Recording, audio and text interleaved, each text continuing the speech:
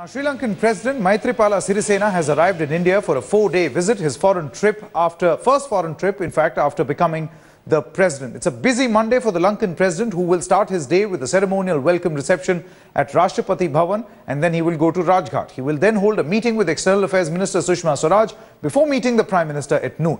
The Lankan president will then hold delegation-level talks during a working lunch at 1 p.m. and will sign some agreements, followed by a media briefing at around 2:15 p.m. Let's quickly go across to Maha Siddiqui, who joins us with all the latest. Maha, all this kept aside, what is going to be the most crucial at this moment is what is India's expectation from this new Sri Lankan president. And when I say India, of course, it means the establishment as well as the Tamil rights activists. First of all, let me start with India. New Delhi's expectations out of Sri Lanka and out of the new Sri Lankan president is that they should ally with India, with New Delhi, more than what they have been doing with the Chinese.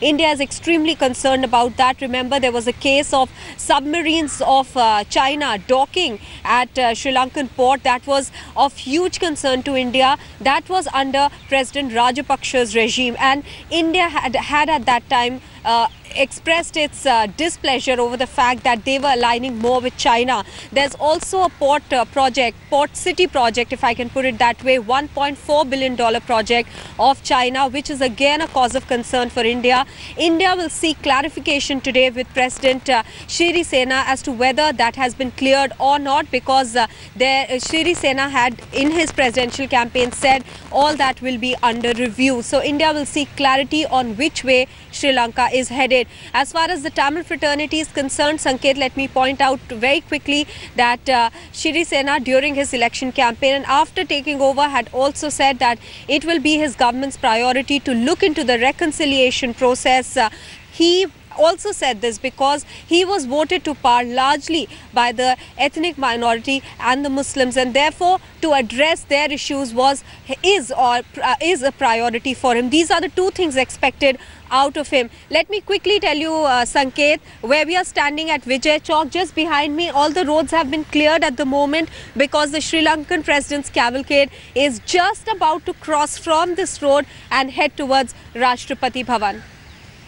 Absolutely, and we can see those flags also in your background. For the benefit of our viewers who perhaps do not know, it's a protocol that the flag of the country whose dignitary is actually visiting at this moment, that along with the Indian flag is put along the stretch of Rajpath. Of course, as Maha is mentioning and is telling us that the road has been cleared because the Sri Lankan president is expected to meet the Indian president.